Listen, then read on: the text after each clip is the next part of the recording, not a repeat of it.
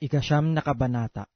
Ngayon, ang unang tipan din ay nagkaroon ng mga palutuntunan ng pagsamba sa Diyos, at ng kanyang santuaryo, ang santuaryo ng sanglibutang ito, sapagkat inihanda ang isang tabernakulo, ang una, na kinaroroonan ng kandelero, at ng dulang, at ng mga tinapay na handog, na siyang tinatawag na dakong banal. At sa likod ng ikalawang tabing ay ang tabernakulo na tinatawag na dakong kabanal-banalan, na may isang gintong dambana ng kamangyan at kaban ng tipan, at ang paligid ay nakakalupkupan ng ginto, na siyang kinaroroonan ng sisidlang ginto na may lamang mana, at tungkod ni Aaron na namulaklak,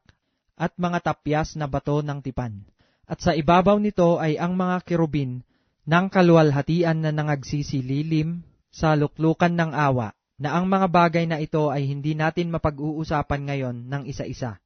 At sa ganitong pagkahanda ng mga bagay na ito, sa unang tabernakulo ay palaging nagsisipasok ang mga saserdote na tinutupad ang mga katungkulan. Datapwat sa ikalawa ay pumapasok na nag-iisa ang dakilang saserdote, minsan sa isang taon na hindi walang dalang dugo, na inihahandog na patungkol sa kanyang sarili at sa mga kamalian ng bayan, na ipinakikilala ng Espiritu Santo na hindi pa naihahayag ang pagpasok sa dakong banal, samantalang natatayo pa ang unang tabernakulo, na yaoy isang talinghaga ng panahong kasalukuyan. Ayon dito ay inihahandog ang mga kaloob at ang mga hain tungkol sa budhi na hindi magpapasakdal sa sumasamba. Palibhasay palatuntunan lamang na ukol sa laman na iniatang hanggang sa panahon ng pagbabago, gaya ng mga pagkain at mga inumin at sari-saring paglilinis. Ngunit pagdating ni Kristo, na dakilang saserdote ng mabubuting bagay na darating, sa pamamagitan ng lalong malaki at lalong sakdal na tabernakulo,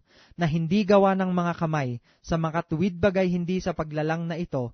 at hindi rin naman sa pamamagitan ng dugo ng mga kambing at ng mga bulong baka, kundi sa pamamagitan ng kanyang sariling dugo, ay pumasok na minsan magpakailanman sa dakong banal, na kinamtan ang walang hanggang katubusan, sapagkat kung ang dugo ng mga kambing at ng mga baka, at ang abo ng dumalagang baka na ibinubudbod sa mga nadungisan, ay makapagiging banal sa kalinisan ng laman, gaano pa kaya ang dugo ni Kristo, na sa pamamagitan ng Espiritu na walang hanggan, ay inihandog ang kanyang sarili na walang dungis sa Diyos, ay maglilinis ng inyong budhi sa mga gawang patay upang magsipaglingkod sa Diyos na buhay. At dahil dito, siya ang tagapamagitan ng isang bagong tipan, upang sa pamamagitan ng isang kamatayan na ukol sa ikatutubos ng mga pagsalangsang na nasa ilalim ng unang tipan,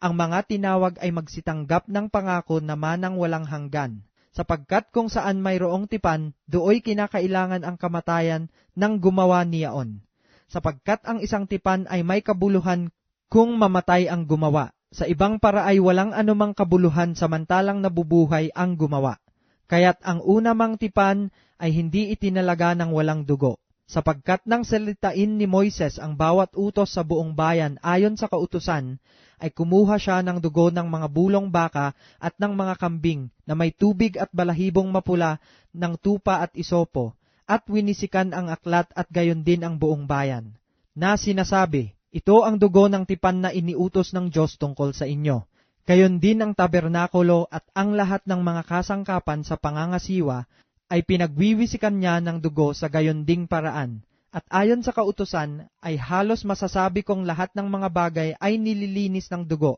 at maliban na sa pagkabuhos ng dugo ay walang kapatawaran. Kinakailangan nga na ang mga anyo ng mga bagay sa sangkalangitan ay linisin ng mga ito. Ngunit ang mga bagay ring ito sa sangkalangitan ay linisin ng lalong mabubuting handog kaysa rito, sapagkat hindi pumasok si Kristo sa dakong banal na ginawa ng mga kamay, nakahalintulad lamang ng tunay, kundi sa talagang langit upang humarap ngayon sa harapan ng Diyos dahil sa atin. At siya'y hindi rin naman kailangang ihandog na madalas pa ang kanyang sarili, na gaya ng dakilang saserdote na pumapasok sa dakong banal taon-taon na may dalang dugo na hindi niya sarili. Sa ibang paraan ay kailangan na siya'y magbatang madalas mula nang itatag ang sanglibutan. Datapwat ngayon ay minsan siya'y nahayag sa katapusan ng mga panahon upang alisin ang kasalanan sa pamamagitan ng pagkahandog ng kanyang sarili. At kung paanong itinakda sa mga tao ang mamatay na minsan, at pagkatapos nito ay ang paghuhukom,